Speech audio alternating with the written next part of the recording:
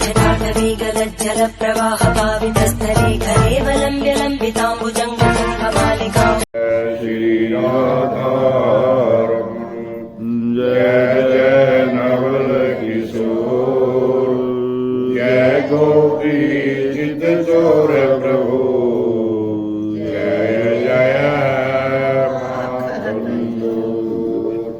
आज कार्तिक मास महात्म का दूसरा अध्याय। पहला अध्याय था भगवान श्री कृष्ण से सत्यभामा ने पूछा कि हे प्रभु मैं कौन थी, पहले जन्म में मैं कौन थी, मेरे पिता कौन था, मैं किस वर्ष में पैदा हुई थी, कैसी मेरा चरित्र था, वो बताया सब। उसमें बताया कि एक देव शर्मा ब्राह्मण नाम की एक लड़की थी।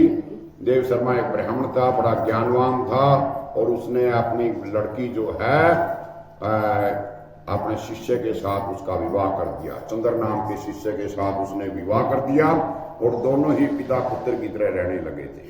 वो दोनों ही एक दिन कुशा समिधा लेने के लिए जंगल में गए, तभी एक राक्षस ने उनको मार दिया था और उन दोनों को मार डाला।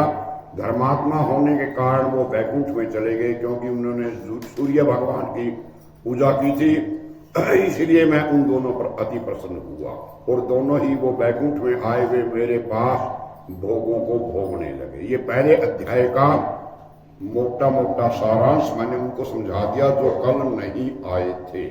यहां से दूसरा अध्याय शुरू हो गया।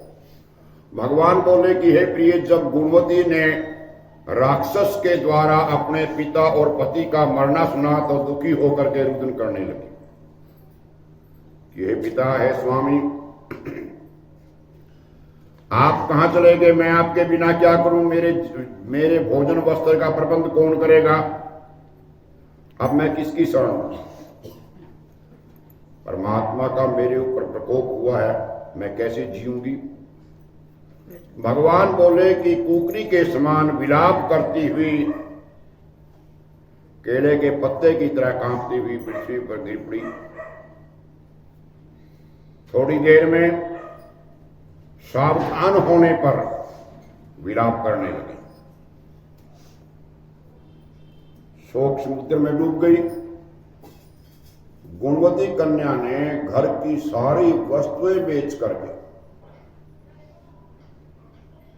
अपने पति की पारलौकिक क्रिया की, भगवान विष्णु की भक्ति में तत्पर होकर के इंद्रियों को वश में रख करके शांति से रहने लगी। आजीवन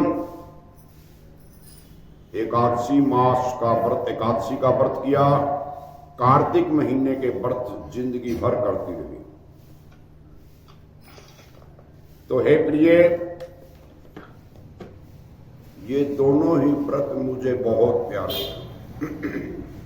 भगवान श्री कृष्ण सत्यभामा को बता रहे हैं, जिसके करने से भोग और मोक्ष की प्राप्ति होती है, पुत्र संपत्ति मिलती है, वैभव मिलता है। अगर कोई श्रद्धा पूर्वक इन दोनों को, कार्तिक का स्नान, एकादशी का व्रत कर ले, तो उसको अतुल धन की प्राप्ति होती है। कार्तिक की तुला राशि पर सूर्य निकलने पर, तुला राशि के ऊपर सूर्य 17 अक्टूबर को आ जाता है, 16 नवंबर तक रहता है। इस पर महापापी जो भी प्रातःकाल स्नान करते हैं वे भी मुक्ति को प्राप्त होते हैं। जितना जल्दी स्नान किया जाए उतनी ही जल्दी उसकी मनोकामना पूर्ण होती है। जो मनुष्य स्नान, जागरण, दीपदान, तुलसी का पालन करते हैं, वे भगवान का ही रूप है। भगवान के मंदिर में झाड़ना, पोछा लगाना, झाड़ू देना, सतिया काटना, भगवान विष्णु की पूजा करना आदि का जो काम है, जो मनुष्य करते हैं, वो मन चाहा फल पा करके मुक्त हो जाते हैं। थोड़ी सी आवाज को कम करे, मास्टर से कम कर दे, ऊपर ले मास्टर से।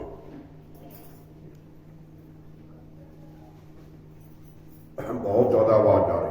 इस प्रकार गुणवती कन्या प्रतिवर्ष कार्तिक का व्रत करती रही, विष्णु भगवान का नित्य ही पूजन करती रही। एक समय वृद्धावस्था के कारण दुर्बल होने से,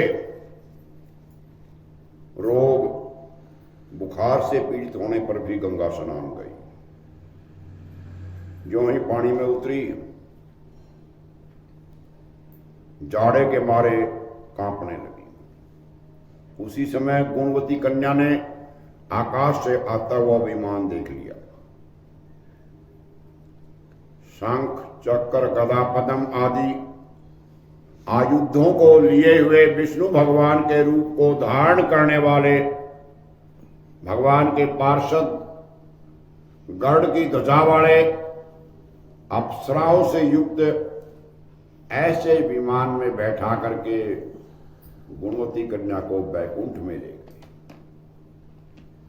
प्रदीप्त अग्नि के समान कीर्ति वाली गुणवती कन्या विमान में बैठी हुई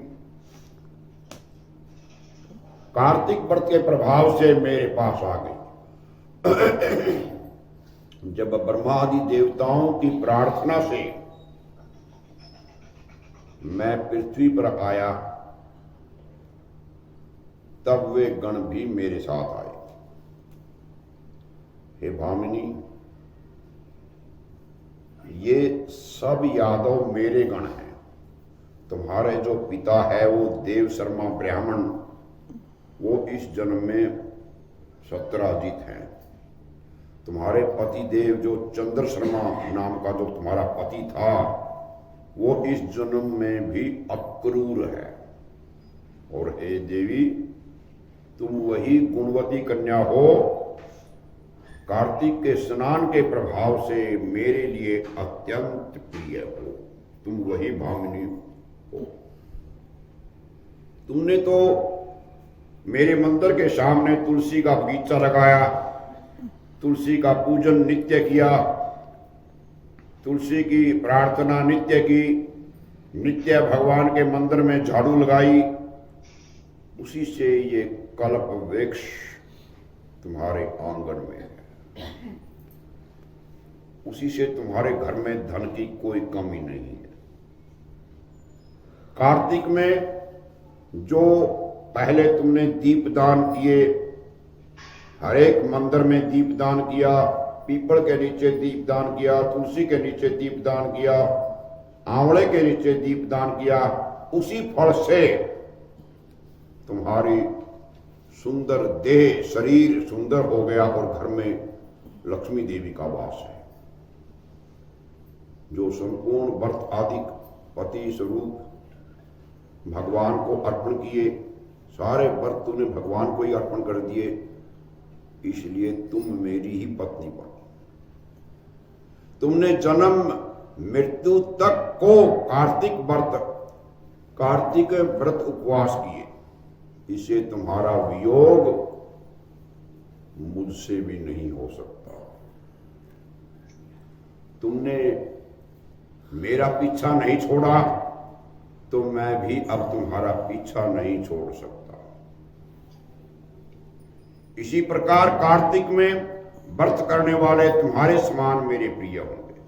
सूत जी बोले, सत्यभामा जी अपने पूर्व जन्म की कथा को, हाल को सुनकर के बड़ी प्रसन्न हुई और आगे कहने लगी, श्री कमल नेत्र कटि पीतांबर अधर मुरली गिरिधर मुकुट कुंडल करल कुटिया सागरेरा। ढमढमढमन्निनादमड्डमर्वै